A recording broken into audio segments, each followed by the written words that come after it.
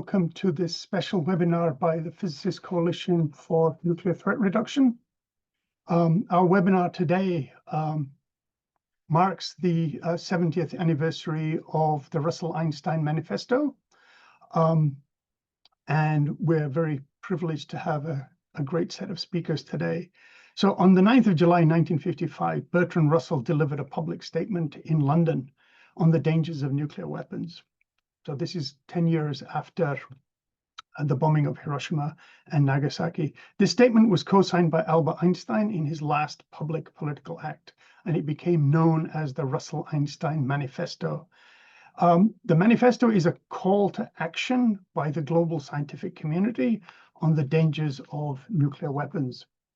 And the manifesto, which is a remarkable document and holds up today as if we had written it ourselves, begins by saying that in the tragic situation which confronts humanity, we feel that scientists should assemble in conference to appraise the perils that have arisen as a result of the development of weapons of mass destruction and to discuss a resolution.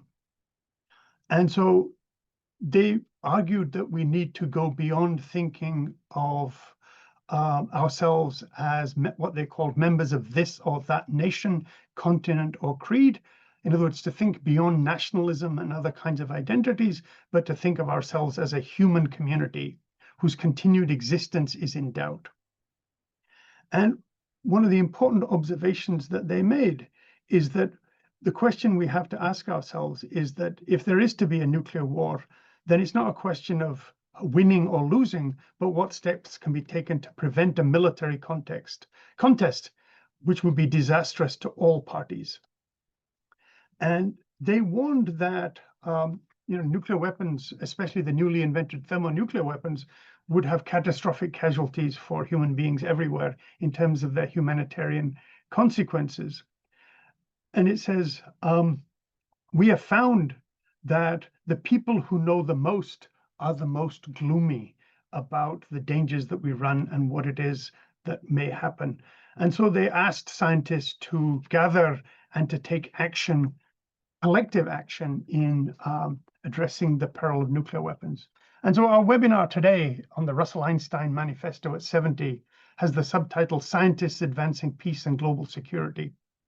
So our first speaker will be Professor Matthew Evangelista, who was the White Professor of History and Political Science Emeritus at Cornell University.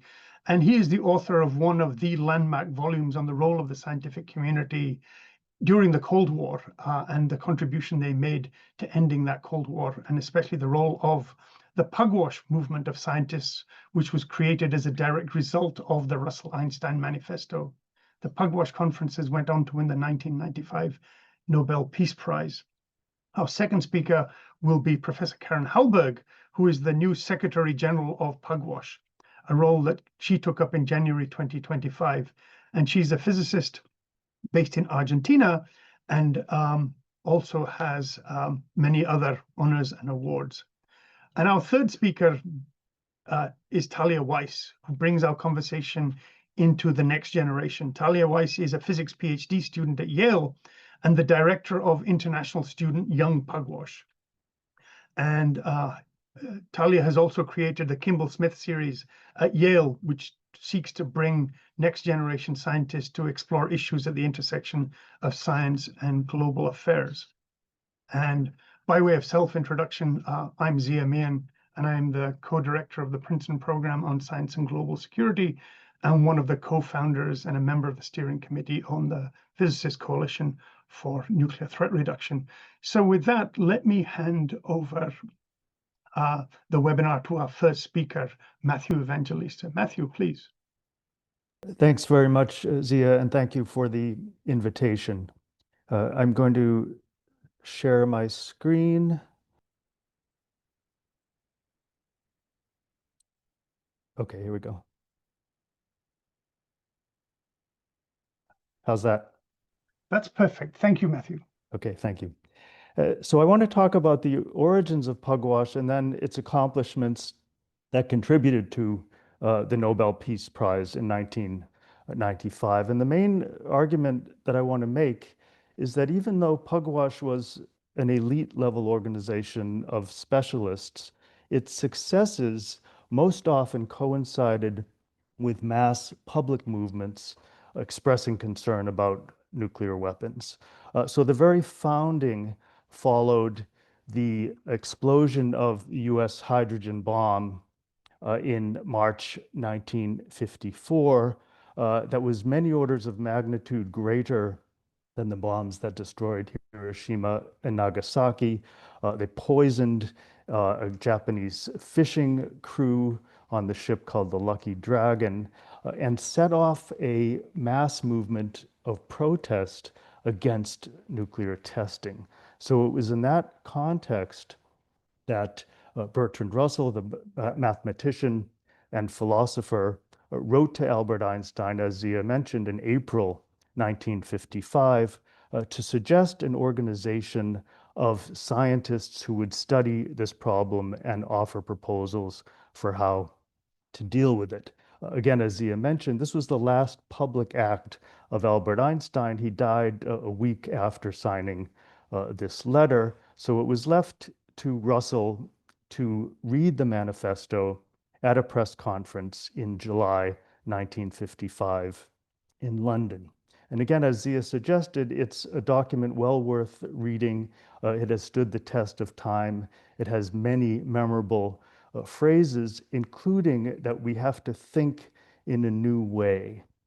This is an expression that Mikhail Gorbachev, the Soviet reformist leader, and his foreign minister, Edward Shevardnadze, adopted to describe the policies that they pursued in the second half of the 1980s that helped end the Cold War.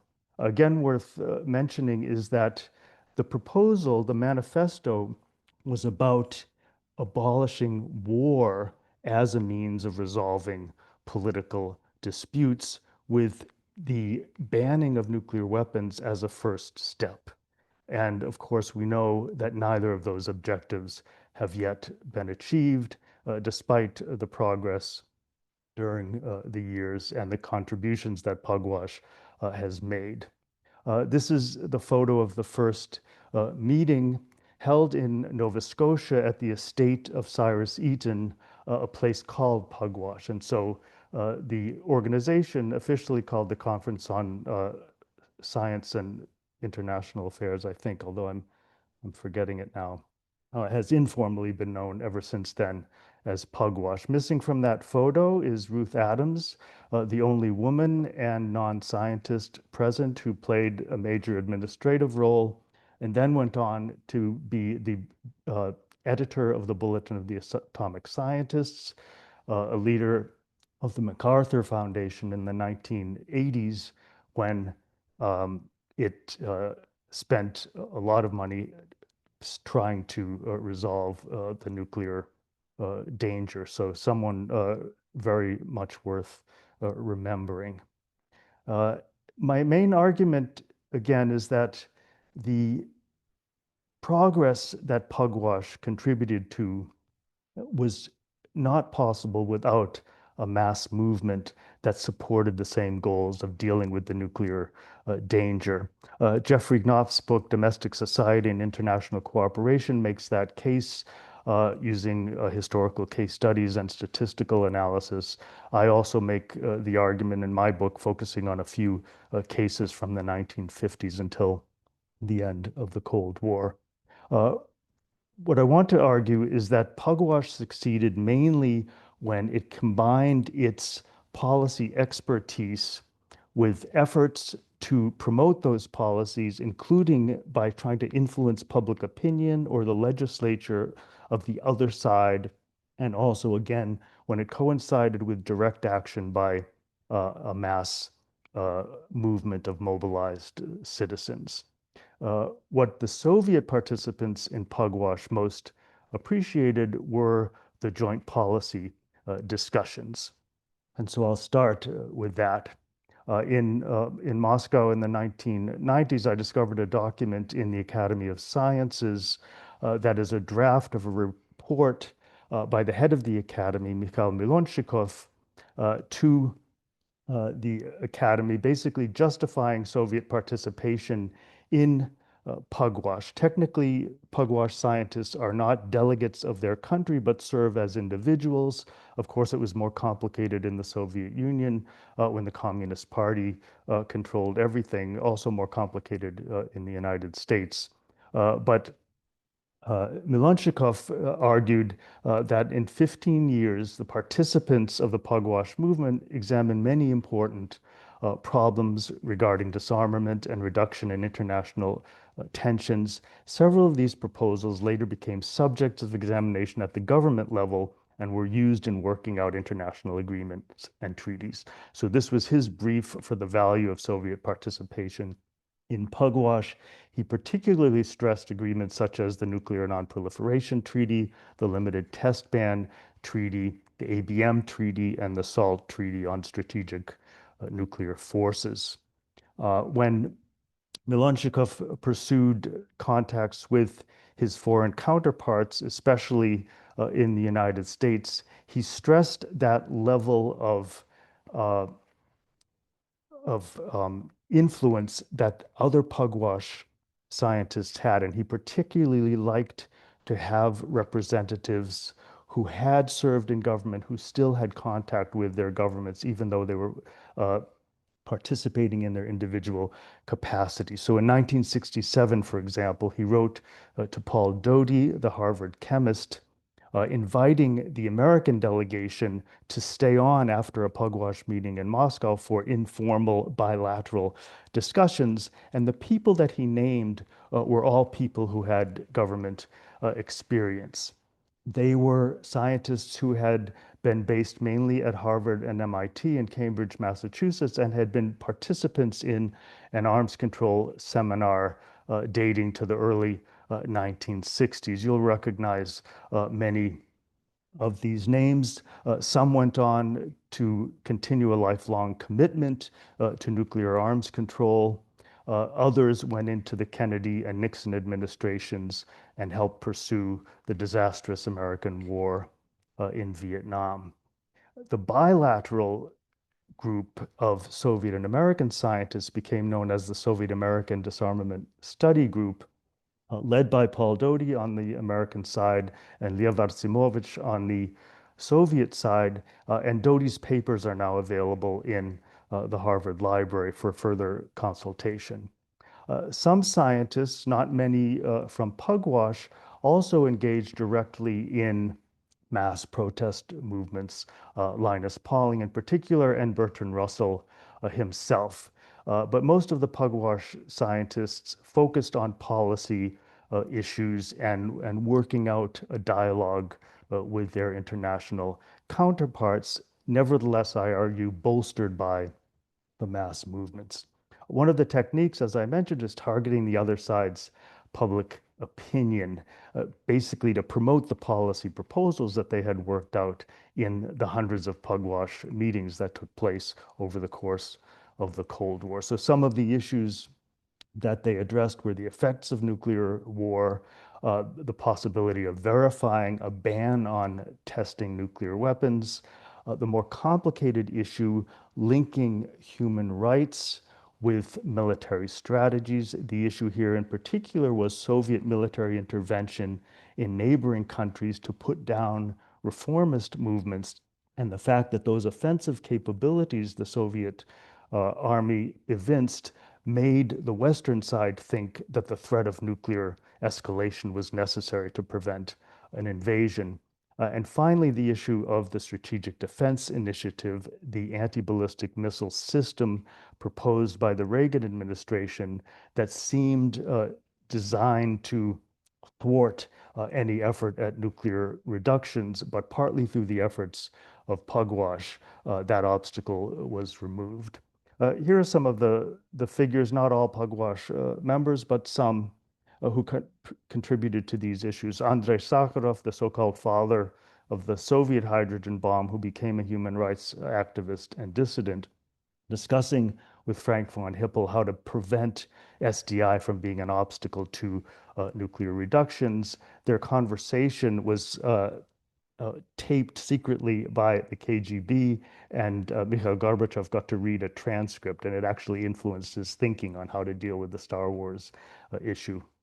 Thomas Cochrane and Yevgeny Velikhov worked together to set up a verification system to monitor the unilateral ban on or secession on Soviet nuclear testing at the test site in Kazakhstan. It was a non-governmental initiative, but a model for subsequent verification efforts. Evgeny Chazov and Bernard Laun were the leaders of the International Physicians for the Prevention of Nuclear War that held annual meetings discussing the societal and health impact of nuclear war. These sessions were broadcast in full in the Soviet Union, even before Gorbachev came in, less available in the United States. But this is an example of trying to influence public opinion on the other side. Finally, Randall Forsberg, who initiated the nuclear freeze campaign, but also was very involved with issues related to restructuring of conventional forces to make them only suitable for defense, with the political implications that the Soviet Union could no longer use its army to put down reform movements in Eastern Europe, which led Gennady Gerasimov, pictured here, the Soviet Foreign Ministry spokesperson, to declare the replacement of the Brezhnev doctrine that had justified such interventions with the Sinatra doctrine, because now East European countries could go their own way without threat of attack from the Soviet Union. One of the most significant efforts at targeting the other side's public opinion was explained by Jeremy Stone, the president of the Federation of American Scientists, a month after Gorbachev came into office, arguing that if reductions went forward of strategic nuclear weapons, then the political support in the United States for the Star Wars system, for the Strategic Defense Initiative, would be diminished. And that's in fact what happened, that the Soviet Union agreed to go ahead with offensive reductions, and support for Star Wars declined in the United States. I argue that direct action of various kinds was also influential and helped boost the prospects for the policy proposals that Pugwash and other groups were putting forward, mainly because that kind of action convinced the Soviet leadership, Gorbachev in particular, that Western publics were supportive of the initiatives that he was undertaking in his so-called new thinking on foreign policy. So the National Resources Defense Council worked with the Soviet Academy of Sciences on this verification project in 1986. The United States never went along with the Soviet halt to nuclear testing, and the Soviet side resumed testing, at which point a mass popular movement emerged in Kazakhstan that helped close the nuclear test site, and the US then was obliged to respond by ceasing its testing. Other movements were the European nuclear disarmament movement and Greenpeace, which again convinced Gorbachev that there was broad support for initiatives of restraint in the nuclear arms race and in the conventional armed forces in Europe. The Greenham Common women's peace camp protesting the deployment of cruise missiles there, and not far from where I am today, the Seneca Falls Women's Peace Encampment opposing the so-called Euro missiles. With these initiatives evident to the Soviet leadership, Gorbachev could make the case that even unequal reductions on the Soviet side would meet with a positive response from the populations in Europe and North America and elsewhere. Particularly important, I think, and neglected were the human rights groups in Eastern Europe that the European nuclear disarmament activists had reached out and learned a lot from, who made the case that peace is inseparable from human rights and freedom for those countries in Eastern Europe, in the Soviet bloc. There was also a movement in East Germany called the Group Initiative for Peace and Human Rights, who later became members of the first post-communist German government in East Germany. Even Moscow had a small independent peace group. And again, the activity by these groups and their transnational collaboration with European disarmament activists helped convince Gorbachev that he had to deal with the human rights issue, and that one way to deal with it would be to reduce Soviet military abilities to suppress reformist movements in Eastern Europe. Pugwash contributed to this research by proposing alternative structures of conventional military defense that would make the major powers unable to invade and occupy territory, therefore making the threat of nuclear escalation unnecessary. So these are some of the figures who contributed to that work. Their audience, in retrospect, the most important member of their audience was Mikhail Gorbachev himself, because he agreed to these reforms and announced them at a speech at the United Nations in December 1988, where he vowed to reduce Soviet forces by 500,000 troops, disband 6 tank divisions, withdraw unilaterally 50,000 troops and 5,000 tanks from Europe, and commit to essentially what the Pugwash scientists and others were arguing for in their workshop, a restructuring of conventional forces that would make them unambiguously defensive. The other element that was not as well recognized at the time was his commitment to freedom of choice of political system in the East European allies. So we understood the consequence of this commitment within the next year.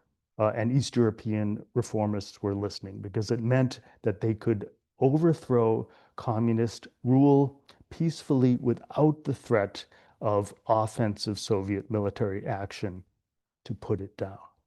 Let me summarize then some of the successes and partial successes of this transnational movement, of which Pugwash was a very important part.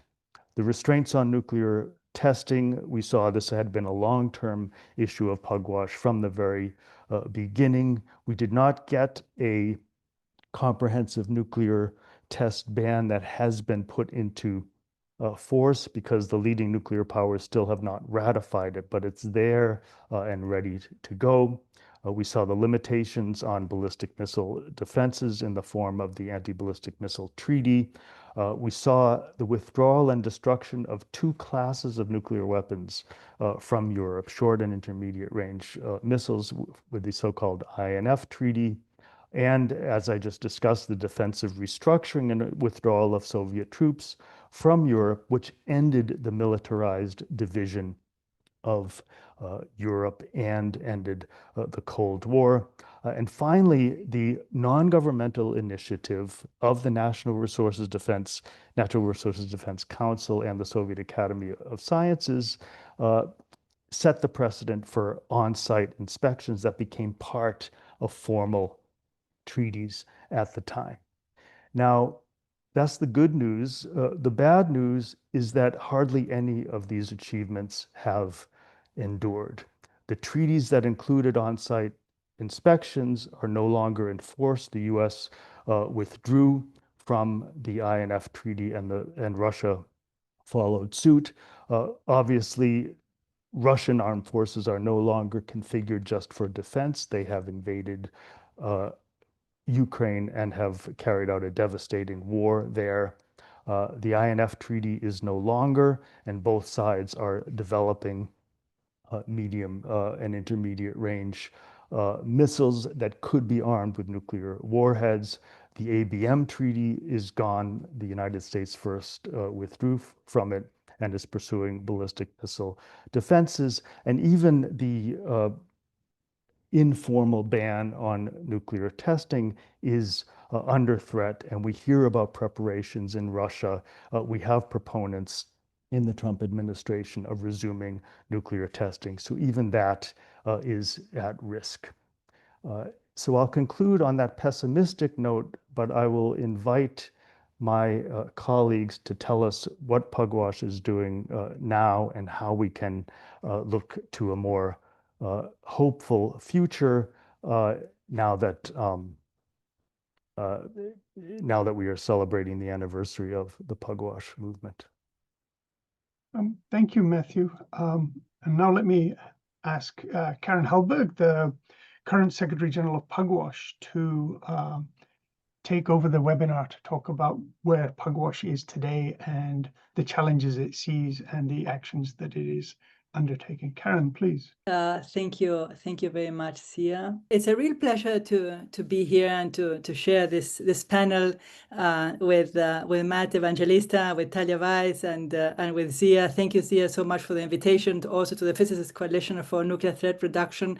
I think it's a proper moment to reflect on our past, on what were the main achievements and where we're going in the future. So I would like to build on what Matt was telling us about, and see where we're going in the future. What can scientists and in general the public do to change the current situation? So I start with a photo I like very much of Bertrand Russell with Joe Rotblat. So this is our dear Joe Rotblat, who was very active also with Young Pugwash. Talia will tell us about him. Talking, I wonder what they were talking about with Bertrand Russell there.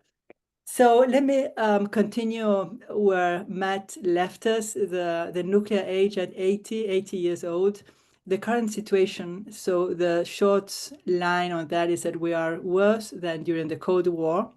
So in addition to the agreements that are no longer valid that Matt was telling us about, the current situation is very fragile. We are facing an international fragmented situation. We have key treaties that still remain, in addition to the ones Matt mentioned. So the Non-Proliferation Treaty, the CTBT, which is a Comprehensive Test Ban Treaty, the New START, and others, which are currently weakened or threatened. The NPT has Article 6, and which obliges nuclear weapon states to engage in honest discussions to reduce nuclear weapons. This is not happening. And also for non-proliferation, it's mainly about non-proliferation policies. Also, the CTBT that bans nuclear tests has not entered into force yet, and it's having drawbacks like the de-ratification by the Russian Federation of the CTBT, and as Matt said, also some warnings or some mentionings by the US that they might de-sign the CTBT or even resume nuclear testing, which wouldn't be at all good, because all this would create a new momentum of developing new nuclear weapons and testing. The New START agreement between the US and the Russian Federation is expiring in February next year, 2026, and there are no discussion. There's no discussion on the way to try to reach a new agreement, and this would be the first time since the 70s that the two major nuclear powers will not be bound by an international treaty, a bilateral treaty. The number of nuclear warheads is increasing, mainly because China is increasing drastically the number of its nuclear warheads, and other states are also increasing instead of decreasing, like their obligation to the NPT. We have now 9 states which have nuclear weapons, in addition to the 5 states when the NPT was signed. We have the development of new emerging and disruptive technologies, like artificial intelligence, like quantum technologies, etc., which are being incorporated into nuclear weapons in particular, but also in all other aspects of warfare. And last but not least, on the contrary, one of the most important issues is the lack of public awareness and political engagement by leaders. So this is what Matt was telling us a while ago. We really need to go back to all that movement that led to political will and decisions that were happening in the 70s, in the 80s, and I will just come back to that briefly towards the end of my talk. So as the Bulletin of Atomic Sciences puts it in its doomsday clock, we're 89 seconds to midnight.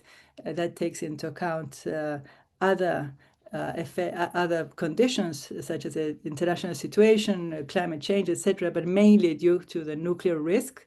And it has never been so close to midnight, symbolically saying, of course.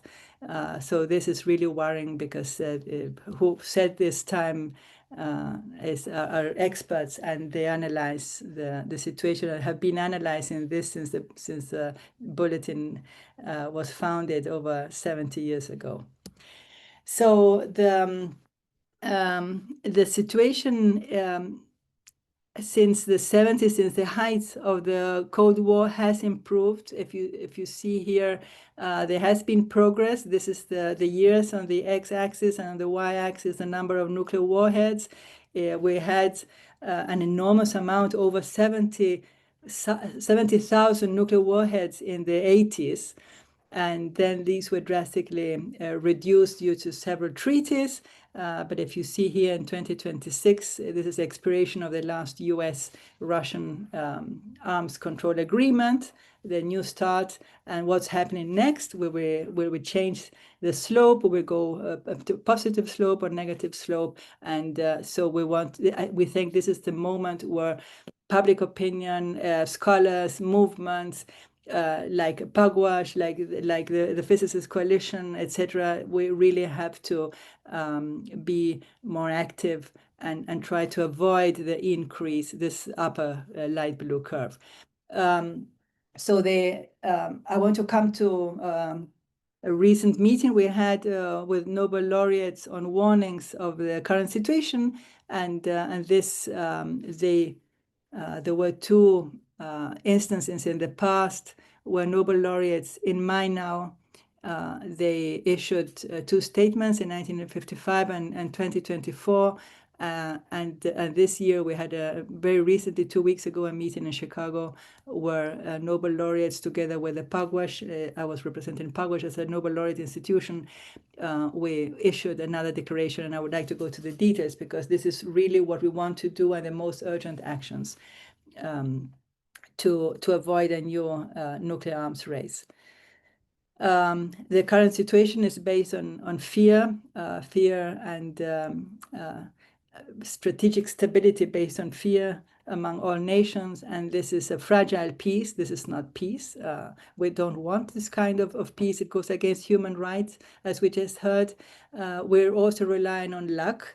And on luck because we have had several close calls to the use of nuclear weapons, but time is running. Probability shows us that nuclear weapons could be used by accident or on purpose, of course, or by any other problem, even through new technologies like AI, and this should definitely be avoided. I'm showing here the number of nuclear warheads per country.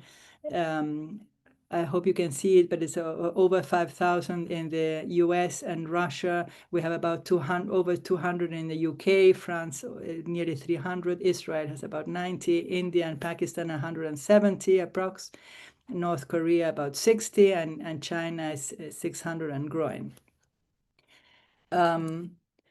So coming to this Nobel laureate assembly that was held in Chicago 2 weeks ago, we issued a declaration for the prevention of nuclear war with this striking title.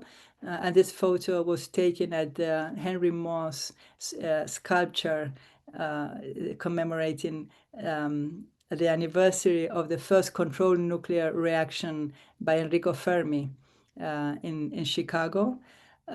So this is where we held our meeting, also commemorating the 80th anniversary of the Trinity test, which also was on July 16th, 1945, a couple of weeks before the nuclear bombs were launched over Hiroshima and Nagasaki, killing over 200,000 people and causing havoc. So the main messages of this document is what are the urgent steps we have to foster, to try to achieve, to reduce the risk of a nuclear war. So here we have David Gross and Brian Schmidt, two Nobel laureates in physics, showing their signature to the declaration in Chicago. So the message was, the basic message is that our ultimate goal should be the elimination of nuclear weapons from the earth. Humanity should not be subject to that huge risk of being totally eliminated. But until that goal is reached, we have signed interim and pragmatic actions that must be taken to avoid a nuclear war. So some of the key points are, I'll just read them. Of course, I invite you to read the declaration, which is really, I mean, it has all the considerandums and other interesting aspects. But the main points which are important to take in to have in mind is the entry into force of the Comprehensive Nuclear Test Ban Treaty, the CTBT. It has to enter into force. For that, there are key states that should sign and ratify, and this is really important because that would mean the end of nuclear testing. A second key action would be that US and Russia begin discussions, serious discussions, as soon as possible on the New START successor, since we know, as I said, it's expiring in February next year. And China should also enter nuclear discussions, mainly with Russia and the US, to try to find ways of reaching mutual stability and security while reducing the nuclear weapons, the amount of nuclear weapons in all these countries. Another point we suggested is that AI and emerging tech, like quantum technology, for example, there should be serious discussion on how this is included into warfare and mainly to nuclear weapons. There should be an enforcement of human oversight on all the aspects where AI might be taking decisions on nuclear weapons, in the command and control and communications, for example, of nuclear weapons. What would happen if AI is failing and launches or gives misinformation over an incoming missile, for example? Who should take that last decision? Is it up to AI? How quick must that human decision be taken, depending on the AI information? So all that is really critical. Another point would be to enact what we call the two-person rule, which is that at least two people should have a decision and should be responsible for the decision of launching a nuclear launching. And then, as a third point, avoid arms races in missile defense. This is currently being widely discussed in the US. I'm talking about the Golden Dome project. This really deserves attention by the public and by scholars. I know there are efforts to reach knowledgeable reports, etc. And this is something that's very important because it has to do with trying to stop missile proliferation and an arms race in missiles. Of course, related to that is that space must remain peaceful. There has to be a reaffirmation and update of the Outer Space Treaty, given the new technologies, and also to prevent placement of nuclear weapons in space, which we have to really avoid the weaponization of space. Then it's important to have communications and cooperation. There should be an expansion of secure lines between nuclear states, increase in multilateral crisis management dialogue. So there should be a larger dialogue and communication between, mainly between the nuclear powers. and also reinforce the non-proliferation treaty and diplomacy. So next year we have the review conference of the NPT, and it shouldn't lead to a new failure of the NPT review conference. It should come up with positive results, all addressing and strengthening the NPT, recommitting to its goals, condemning proliferation, not only by non-nuclear weapon states, but also including allies of nuclear weapon states, allies of the US, allies of China, allies of Russia. There should not be more deployment of nuclear weapons in other countries. And of course, support multilateral diplomacy. Now I'm coming to an end. So, recently the UN has formed an independent scientific panel on nuclear war effects to study the nuclear war effects. Of course, we all know that about the devastating and horrendous consequences of a nuclear explosion, of a nuclear attack. And Hibakusha in Japan know it from having had suffered this attack. However, I think it's timely, and Zia was one of the persons who worked very hard to get this, and thank you for that, and also the Physicists Coalition. I think it's really important. We are supporting that from Pugwash. It's important to know the consequences of a nuclear war under the current situation, world situation, economic, social, also with new technologies and new climate conditions. And it's also useful not only to study that, since the last study was over 40 years ago, but also to draw attention to the public about the negative consequences of a nuclear exchange. So this will bring a new attention to the public and to policymakers who many, I think, are not aware of the devastating consequences of this. So we want to support that. And last but not least, again, raising public awareness. So it's very important to mobilize scientists, academics, faith groups, and build political will for risk reduction. We have to come back to these images that Matt was showing. This is another one. This is in New York. I think it was 72, where there were more than 1 million protesters on the street. And this, we should come back to that, because the situation is even worse than when these demonstrations were taking place. So let me finish with not very positive some words by Tom Nichols, with Steve Miller, a colleague of mine from Pugwash, brought the attention to this. And it's we are human. So he says, human survival depends on an imperfect system working perfectly.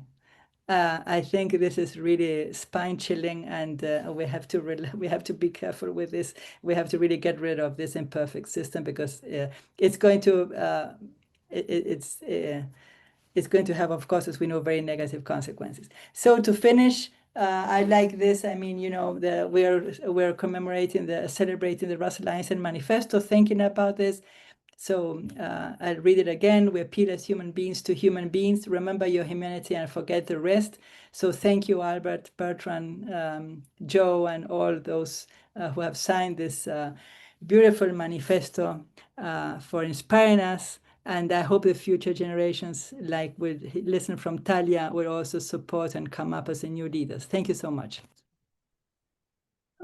Thank you very much, Karen. And let me ask Talia Weiss, the Director of International Student Young Pugwash, and who will be our final speaker, to take over the webinar. Talia, please. Thanks for the opportunity to share some thoughts today about International Student Young Pugwash. I'll be talking about International Student Young Pugwash, the history, the current activities and future directions, including challenges as well as goals for the coming decades. So first, some history of Student Young Pugwash, which calling here SYP. So activity among students associated with Pugwash really got off the ground in the late 70s and early 80s. And in particular, in the US and Canada, there were Student Young Pugwash groups that began to get active. In the US, this was initially led by students at UC San Diego. And the Secretary General of Pugwash at the time, who was public health researcher Martin Kaplan, was really supportive of these efforts. To give you some examples of the type of programming that was going on between the 80s and the early 2000s, there were international conferences. You can see here a description of an international conference at Hopkins in 1994. There were regional conferences. So here on the right is described a Midwest regional conference that was hosted at Purdue, where the director of the NSF spoke about the ethics surrounding scientific and technological research.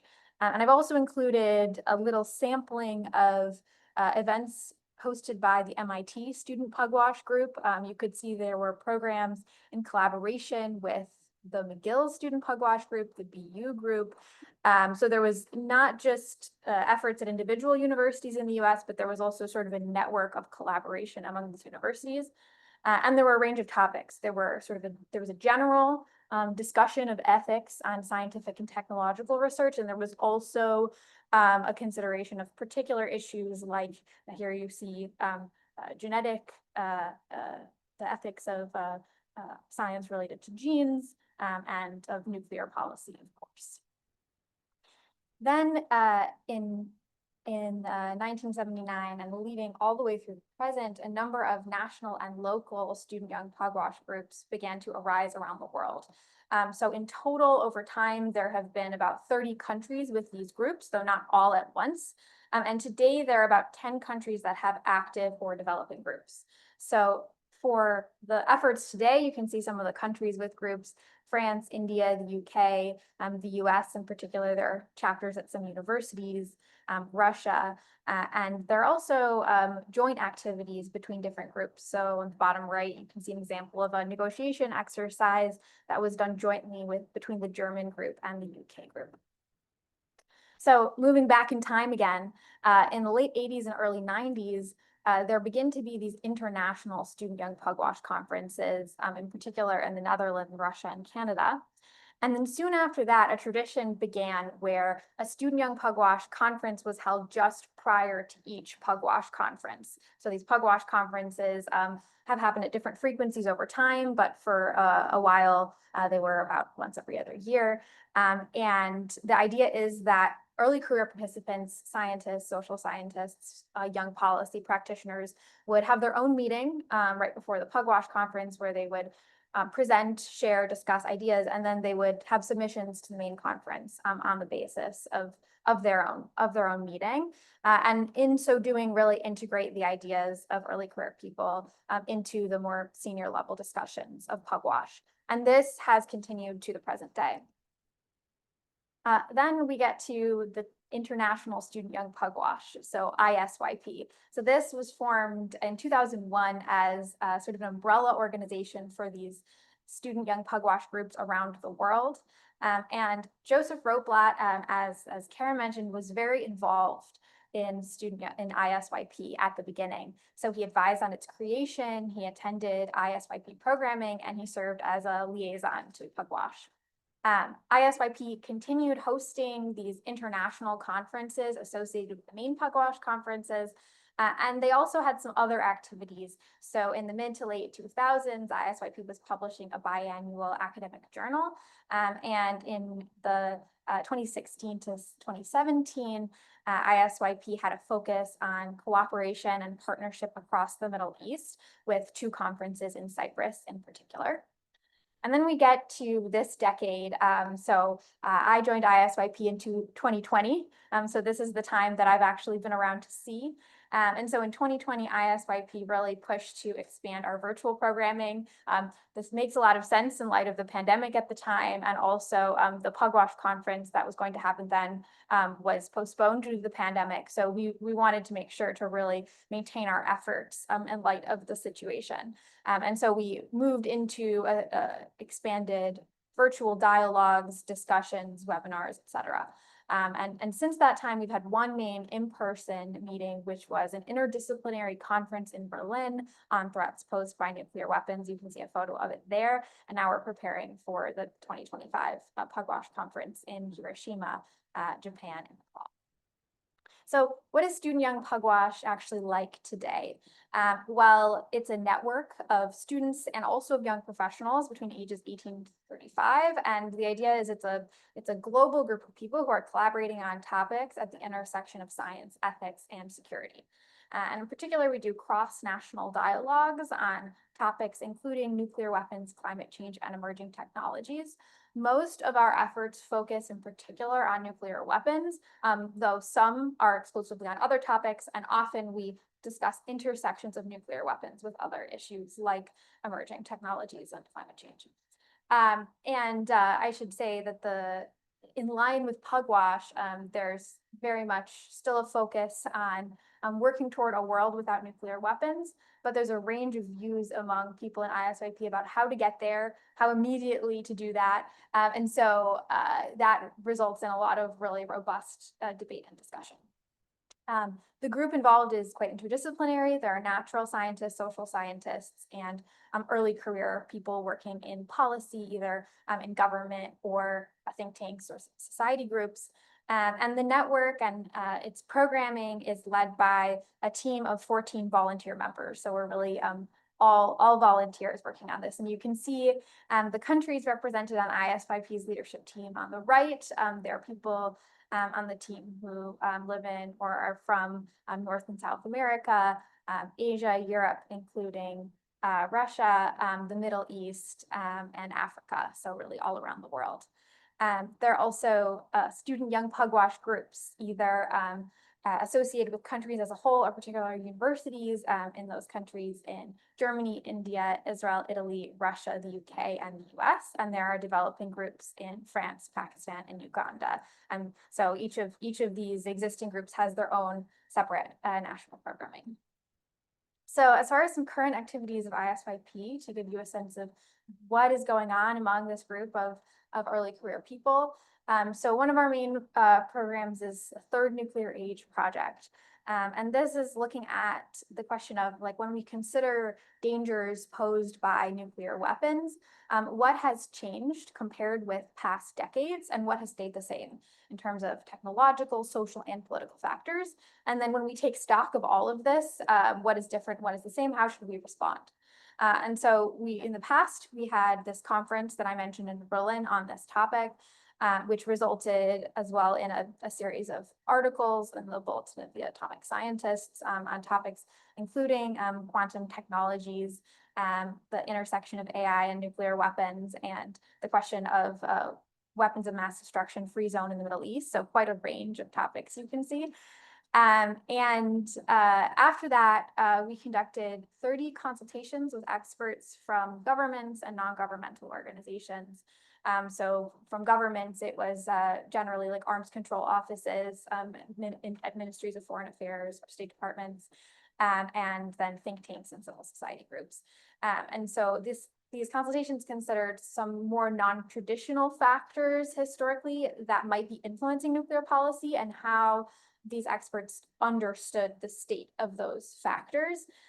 So the next step, trying to engage a broader group in this, is to have virtual policy hackathons, we're calling them. So the idea is to have teams of early career people work together on thinking of solutions or ways to move forward on some of the challenges that have been identified and discussed at the conference and in the consultations.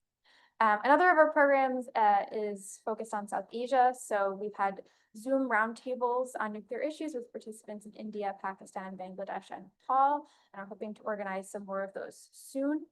And then we also have other virtual programs. Particular, there's sort of general gatherings of the network. So you can see an example of one of those meetings in the photo on the bottom right. As well as, like, we tried to collaborate with other groups in the nuclear arms control and disarmament space who are focused on young people to have events, for example, on what opportunities exist in this space, how can young people get further involved. And then there's engagement with Pugwash meetings and projects, the main Pugwash conferences, as well as other workshops. I think that sort of regularity and depth of our engagement with Pugwash activities has really increased recently. So thanks to Karen for her role in that. But I think it's a time when it seems like there's a lot of interest in how young people and young scientists might get involved and approach these issues. And then I want to mention some of our early stage projects. We have quite a few that may move forward, but I want to highlight some that may be of particular interest to a group of physical scientists. One is we're working with some other organizations as well on a guide on how one might approach conducting responsible research in quantum technologies. And we're also working on a series of webinars and discussions on the Golden Dome. Yeah, feel free to ask more about that. There are also current activities of national and local groups. So UK Student Young Pugwash has an annual conference in person and then webinars as well. And both are, by the way, open to people outside of the UK. There's also the German Student Young Pugwash group has a monthly reading club on nuclear issues and a newsletter, and I've included a link to access those because those are also open to people outside of Germany. The newsletter is quite informative on European issues related to nuclear policy and is even complete with memes, as you can see referenced there. And then there's also some of the groups have negotiation simulations that they do locally. So for example, the Israeli and Indian student Pugwash groups have done that in recent years. So stepping back for a moment, why are we interested in having international dialogue among young people? Why not leave this to the senior experts? Well, there are at least a couple of reasons. First of all, when there's dialogue that is specifically within an early career group, the hope is that people will develop relationships with those from other countries, including countries that might have tensions between them, and will really nurture common understanding. And we do see this happening on a day-to-day basis within ISYP, which is sort of a really wonderful thing to develop. And then as far as like the long-term outlook on that, the hope is that some of those involved in these discussions will advance in their careers and gain some influence in their countries, either sort of related to the scientific community, like maybe from a national academies or a scientific society leadership position, or maybe in their governments, they will gain some influence. And then you'll have people in different countries that may have strained relations, who can still have an established relationship and can have conversations that might enable policymaking that promotes peace. And we've seen this in the past with ISYP, and this is part of sort of the theory of how this works.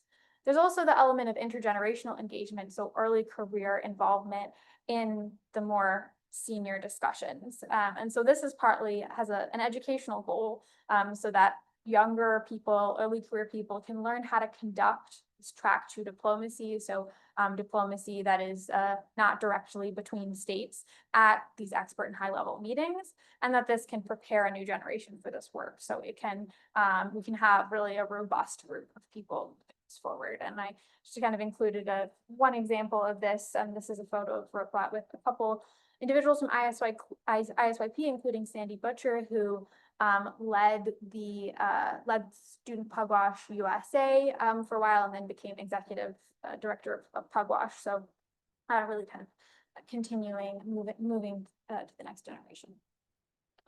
I want to also highlight some challenges and some goals for our generation and future ones. And first of all of the challenges that Karen mentioned, apply to us all, of course. It's a difficult moment for thinking about nuclear risks, nuclear arms control. But zooming in as well on a couple challenges for young scientists in particular. Sometimes we see among young physicists sort of a lack of awareness of nuclear dangers, and also to some degree a loss of a sense that our field has a responsibility for this. And this is stems in part from a perception that's not at all limited to young people, that the end of the Cold War removed nuclear dangers. But despite that, I think what I've seen and what others in ISYP have seen is that young scientists tend to be very receptive to the idea that this is a major issue. Nuclear weapons are a major concern, and that there is some particular responsibility that physical scientists have. We've seen that sort of a relatively sort of small amount of information about the issue can really make a difference. But it takes time to spread the word and also to engage people in the topic enough that they want to not just be aware, but take action. And I do want to really commend the Physicists Coalition's work on this in the US in particular, because the colloquia that the coalition have been doing at universities around the country, I think is like a perfect example of this type of effort. Another challenge is a steep on-ramp for early career scientists to engage in nuclear policy circles. So this comes up especially for ISYP because it's so interdisciplinary. So you have a lot of people who are working, come from international relations background and have certain jargon, certain styles of research and writing, and scientists who want to make an impact on space, particularly young scientists. Sometimes it's a bit difficult to know how exactly to get involved. And so we do try to be intentional about this, in ISYP and think about how to approach it. And to some degree, it comes naturally when scientists are involved for a long enough time, but it is a challenge. And coupled with this is the fact that other scientists can sometimes view policy work as detracting from scientific research. I think that this obviously really depends on the person, and we see that simply making it more common for young people to be engaged with policy issues and issues related to international peace and security already kind of erodes the potential judgment around it. And in terms of providing this on-ramp, I think the Physicists Coalition and other groups that are university-based, one at Princeton, can help kind of provide this on-ramp for early career scientists in the US, and ISYP works and aims to improve this pipeline internationally. This happens automatically through some of our programs, but we are also considering how to further improve that kind of on-ramp or pipeline. So I should mention to this group, if there are young people who have ideas about how to do and want to get involved. I'll end with some goals for the next generation and a little information about how to get involved. So a few goals. One is education, research, dialogue into concrete action, including to hold our own countries accountable for nuclear postures and policies.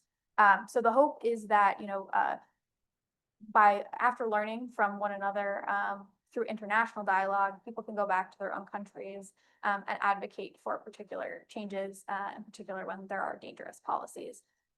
Another goal is to sustain a productive conversation across generations. This is something that I think we can see waxing and waning over time. So having sustained emphasis on this is important. And lastly is to maintain and expand dialogue between young scientists in the US and those in Russia and China.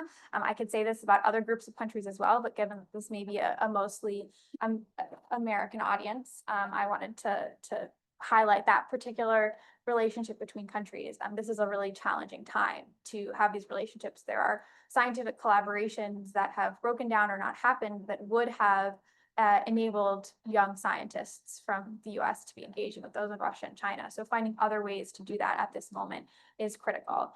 And in particular, I think this is inspired by and can also lead to really working working as the Russell-Einstein Manifesto encourages of us. I included a quote that Zia also mentioned at the beginning about speaking not as members of this or that nation, continent, or creed, but as human beings, members of the species man, whose continued existence is in doubt.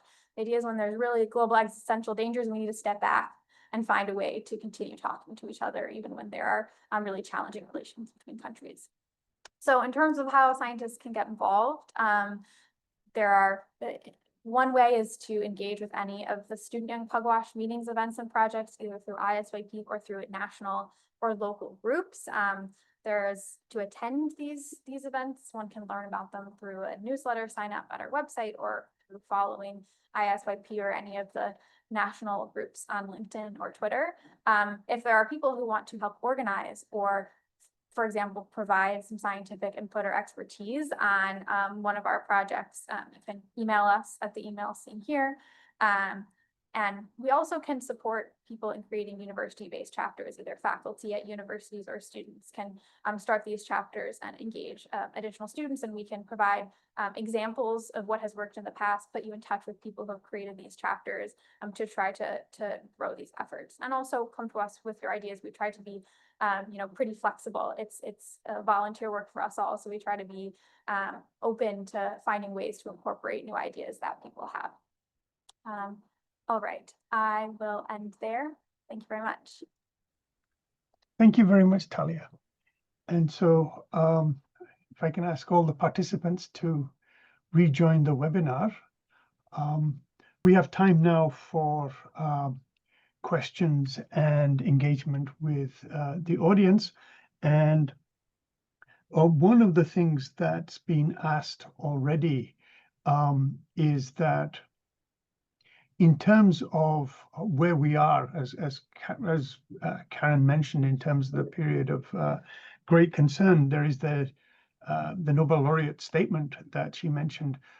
There also has been a major initiative launched by civil society called A New Call to Halt and Reverse the Arms Race, which is endorsed also by the Physicists Coalition for Nuclear Threat Reduction, which is hosting today's webinar. And this statement brings together leading US organizations working on reducing nuclear dangers and advancing nuclear disarmament. And it calls for work to oppose the nuclear arms race, the building, testing, and deployment of more nuclear weapons, and for the US and other nuclear weapon states to work together to end the deployment and development of more nuclear weapons and weapon systems, and to fulfill their disarmament obligations to cap and reduce their nuclear arsenals and move towards the peace and security of a world without nuclear weapons. And so one question that follows from this is that in some ways it's an effort to echo the kind of approach that Matthew mentioned in the discussion of the nuclear freeze as a way to create a larger structure within which states and society can begin to think about how to at least limit the worst tendencies that are starting to unfold so that we can begin to halt the arms race and to reverse it. And so the first question to the panelists is, how do they see the scope for a call today that goes beyond just a halt to the arms race, but actually calls for, as this new one does, to call to halt and reverse the nuclear arms race? How do you see that being able to play out, and the kinds of things that scientists might be able to do, not just in terms of research, but as citizens and through collective action in advancing this kind of effort? So Matthew, would you like to start? Sure, thank you. I think it is important that this new initiative focuses on reversing the arms race, because I think the nuclear freeze in the 1980s was often misunderstood as having some kind of status quo orientation, that the promoters of the freeze were not committed to nuclear disarmament, although I think most of them were. It was just part of a staged program, at least in the mind of Randy Forsberg, who initiated it, which included what I discussed in my remarks of reorienting conventional forces, opposing foreign military intervention, and the like.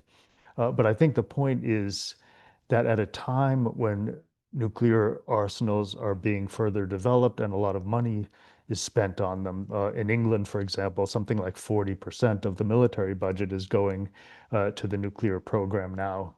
It's important to have as a starting point just stopping and then reversing.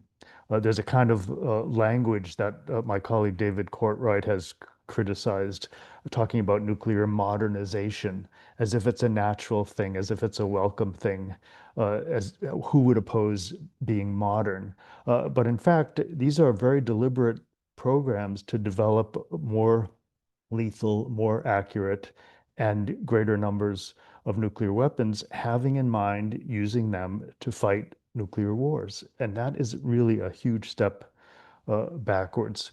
If I can just add another brief remark responding to one of the questions in the chat about the nuclear ban treaty. That marks a difference with the 1980s. We now have a treaty banning nuclear weapons that most of the world's countries have signed on to. And that should be at the forefront of our discussions. I think that most of the world does not think nuclear weapons serve their security. On the contrary. So why are these other countries continuing to build new nuclear weapons and train actually to use them? Thanks. Thank you, Matthew. Karen, could you discuss both the call to halt and reverse the arms race and the Treaty on the Prohibition of Nuclear Weapons? What is Pugwash's current position on this? Of course, yeah. I think they're very important questions, and I completely agree with Matt on both answers you gave, Matt. The Treaty on the Prohibition of Nuclear Weapons is fundamental. It sets a jurisdiction, and it sets an international law and an aspiration as human beings, what we want really those weapons to be prohibited. So this is a long term. I was mentioning in the considerations of the Declaration of the Nobel Assembly. So I think it's extremely important to have it at the forefront of our discussions. With respect to the other question, I think, and Pugwash what it's trying to do is to try to reinstall dialogue, so through science diplomacy, and another dialogue between scientists and policymakers, etc., because this is something that has to be reversed to be able to start discussing how to manage a collective security while diminishing the amount of nuclear weapons to zero, because that's the ultimate goal. So what is fundamental is to build bridges. This is happening on the other direction. I mean, there's a fragmentation, as I said. We're not having dialogue. Most striking is the New START I mentioned, the dialogue between Russia and the US on the New START that is expiring in February. So we really, as a civil society, with a very big network, all over global network, and with experts, should get engaged in these dialogues, and also engage civil society, the young movements like Talia, and also partner with other institutions, with other movements like the Physicists Coalition, like the IPPNW, like ICANN, like Nihon Hidankyo, etc. So we're really trying to open. We think that it's very important to reestablish dialogue, and because we're losing that. Thank you, Karen. Talia? Yeah, I definitely second everything that Matt and Karen have said on this. I think that, I guess first to talk to the public engagement aspect, as Karen mentioned, I think, there is an element of just speaking as to as wide of an audience as possible about the outcomes of dialogues that are occurring in closed door way, but the type of organizational work and strategy for that is different than the type of work to be, calling up representatives or otherwise attempting to engage a large portion of the public in advocacy and engagement in a given country, I think. And so I think really partnerships with other organizations that are doing that type of work in the relevant countries is critical. And I hope we can continue to kind of expand that, including at the young early career level. As far as working, past halting the arms race and toward reversing it, I'm very happy to see that the reverse the arms race call is gaining some traction. I think that one thing is to encourage scientists who are in either nuclear states or nuclear umbrella states to be pushing their countries to engage with the TPNW process. It's certainly not the case that nuclear states are going to sign on to the TPNW tomorrow, but we can work toward an engagement with the process that can, in the long term, lead to a bridging between the perspectives and the approach of the nuclear states, and to some degree the states under a nuclear umbrella, and the states that have signed on to the TPNW. And so we really, we can't have a situation where nuclear states are just completely refusing to engage with such a large portion of the world that has made clear what they think on this issue. And so, yeah, I think scientists can get involved in that. I'll also mention, one last thing on this is, I've noticed that there are physicists I've known who have engaged on nuclear issues, perhaps through national labs or in a U.S. military context, who aren't aware of Article 6 of the Non-Proliferation Treaty, the idea that quite an old treaty includes aspect that we're supposed to be consistently working toward disarmament. And so, when we think about what is termed modernization, but the fact that that there's now a move towards replacing and building up nuclear arms, that this really is not consistent with that treaty. I think making more scientists aware of that fact is already, without even going to the TPNW, is already something that I think can help people to be clear on and engage on this issue. Thank you, Talia. And just on that, two things. One is the American Physical Society is preparing a possible statement on nuclear weapons that it will issue, which is something to anticipate. And secondly, on the role of scientists, since we're mentioning the Treaty on the Prohibition of Nuclear Weapons, the Treaty on the Prohibition of Nuclear Weapons actually created a dedicated, first-of-a-kind scientific advisory group to the treaty countries and to the treaty process. And it is the first disarmament treaty that has entered into force that actually has created a scientific body to advise the international community on how to get to the abolition of nuclear weapons. And so you can see their reports, etc., on the United Nations website. So we have another question, which is specifically for Talia, which has to do about what you're doing, what student Young Pugwash is doing about Golden Dome. And if other speakers want to chime in about how important missile defense has been in the past and continues to be in terms of complicating the dialogue about nuclear disarmament and progress on nuclear disarmament, as Matthew mentioned, that would be great. So Talia, please. Yeah, so we are hoping to have a series of virtual events on this issue, bringing together technical experts, social scientists, and policy people, and to discuss, what actually is this initiative, try to add some clarity on that. What are the technical issues with it, and what would be the impact in terms of the arms race? So to clarify these questions, but also to have a discussion among young people on the views on this, and how what type of action is important moving forward. So the hope is to bring in not just U.S. perspectives, but international perspectives on this, and then to have a report at the end on these webinars. I should say, as I noted on the slide, this is one of our earlier stage efforts that we're beginning to plan. So this is a point where if there are people who want to be engaged in shaping this effort, it is a good moment for that. Thank you. Matthew, Karen, do you want to talk about Golden Dome and missile defense and how it has complicated issues in trying to move towards reducing and eliminating nuclear weapons in the past, and what Pugwash, for example, today is thinking about its work on Golden Dome? Karen, do you want to start? Yes, I mean, you can you had mentioned this in your talk about the history. I think it's we're living again through the problems we had, like Zia was mentioning, how this kind of policy really goes against all our efforts towards nuclear disarmament. From Pugwash, we are planning to have technical discussions.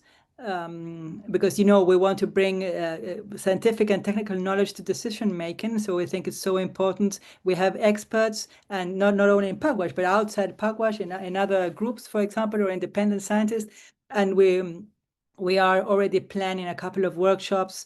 We should plan together, Zia, Talia, Matt, on how to join forces to assess the consequences of the Golden Dome policies, for example. And I think this is really important because it could lead to an escalation in nuclear weapons, in missile defense, etc. So this is with respect to what you were saying, Sia, on this particular topic. But I think if you want to emphasize the history, Matt, I think this would be good to remind our audience on what happened several decades ago on this same topic.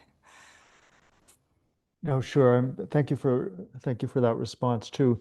I'd like to connect my remarks to another question in the chat from Alexander Nikitin about the role of China, because I think China does complicate the situation, discussions about missile defense. And I think it is important, if nuclear arms control negotiations get underway again, that China participate. And one thing that many of us have noticed is that China has put forward, at least informally, a pledge not to be the first to use nuclear weapons, and has suggested that other nuclear armed states adopt it. And I'm of two minds about that. When we look at the history of the relationship between missile defense and offensive weapons, the standard story, and I wrote about it in my book, is that the Soviet scientists had to be convinced that it was important that a nuclear armed state retain the ability to retaliate after a nuclear strike. And that was considered a great conceptual breakthrough when both sides agreed on it. I feel a lot more ambivalent about that now, because the initial position of the Soviet scientists is, let's just get rid of nuclear weapons. Why should we be guaranteeing that we can destroy civilians on the other side? So for me, a no first use pledge gives rise to the question of second use. And second use, after nuclear deterrence has failed, is essentially revenge, mass killing of civilians on the other side, complicated again by the fact that it's not a bilateral relationship anymore. So this is an area, if any, that really would benefit from new thinking. And I'm delighted to hear that Talia and her colleagues in the student Pugwash, young Pugwash, are working on it, because I would not automatically revert to the way that we thought about it during the Cold War, when the issue was just the US versus the Soviet Union. Because again, we have a treaty and we have wide international public sentiment saying that we should just be getting rid of these weapons, not guaranteeing that they can be used in retaliation. Thank you. And so we have a couple of minutes left. And so let me just ask you to kind of reflect on two questions together. One is about how to find creative ways to capture the attention of the younger generation on these issues. But secondly, also the connection between the International Student Young Pugwash in the United States and Pugwash United States, and presumably also the relationship between International Student Pugwash and the Pugwash chapters in the various countries where you're active. I mean, is there a dynamic interaction between national Pugwash chapters and student chapters, or are they kind of running in parallel? Or so that's the question. And more broadly for our other speakers, also the question about capturing the imagination, if I can say that, of the next generation. Talia, please. Yeah, I can say something on this. I think first to answer the part about the interactions between student Pugwash groups and the national groups. So this really can differ country to country. In some countries, the student Pugwash group is in some ways a part of the national group. In other countries, it is independent. And yet other countries, there are national groups with some early career participants who don't form their own group. So there's sort of, we allow for a wide range of kind of options so that people can do what works for them. But certainly in cases where there are both senior and early career people in a given country who are working very actively in Pugwash, there's usually a fair amount of interaction within that country, which is great. With respect to the question of how to sort of engage and inspire the next generation, I mean, I think that first of all, that what that looks for specifically for scientists might differ from what that looks like for the young generation in general. I think that for scientists in particular, actually talking through the history, I've seen actually have a lot of resonance in terms of understanding like the ways in which it's both the case that our field, as physicists, had a major role in creating this problem, but also that there is such a rich history of scientists actually being able to have an impact in a positive direction. I think people are sometimes, a little surprised by the extent to which that's true and are activated to get involved. I think for the public more generally, yes, including scientists, but in general, university-based engagement is perhaps not creative because it's been done for a long time, but I think it is important to increase. I think in cases where we have, sustained work at a given university, you see a growing willingness to engage on this issue. And so I hope that we can really expand that type of work. Plus, universities are places where there is potentially a real ease of connections and interactions between advocacy on nuclear issues and advocacy on other issues that are important to young people of our time, and momentum can build in a really good way. So I think pushing for more of that is important and something that we want to do. And then lastly, this might be a bit cliche, but I do think social media and videos are really important at this moment, short form videos. And I know there's a number of organizations, I won't name them all, but who are working on engaging influencers, YouTubers, and having really clear explanations of nuclear policy issues and what can be done. And so, yeah, I think that pushing forward that work is important as well. Thank you. Matthew, Karen, would you like to add anything to that? Just thank you for this opportunity. It's a real honor to have participated with Talia and Karen and with you, Zia. Thank you so much. Yes, same here. I would like Talia's words to be the last because it's really important what the young generation is doing, and we really have to work together. Thank you, Zia. Thank you. It's been a pleasure to participate, and thank you for people who have been listening. I think it's so important to have more of these webinars, Zia. So thank you for this initiative. And thank you all for making the time to be part of the work of the Physicists Coalition.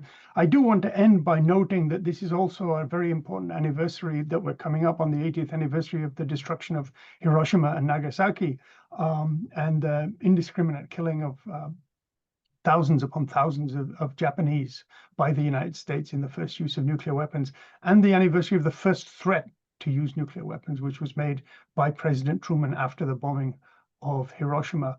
But on a more hopeful note, it is important to remember that scientists, including those who built the bomb, such as Hans Bethe, in 1995 at a Pugwash conference, issued an appeal to physicists and scientists around the world, asking them to cease and desist from work creating, developing, improving, and manufacturing nuclear weapons and other weapons of mass destruction. And so the fact that these people who went from building the bomb for the United States during World War II were able to find a way to call on all scientists everywhere to try and end the nuclear arms race by not contributing as scientists to this work shows that scientists can play a role not just in making nuclear weapons, but forcefully making the case why, as scientists and as citizens, they can oppose nuclear weapons and not contribute to them. So I think there's a lot of work that we can do together. So with that, thank you all. And for those of you who are interested in joining the Physicists Coalition, you can find information at physicistcoalition.org. Thank you all. Thank you very much. Thanks for the opportunity to speak on this. Have a good one.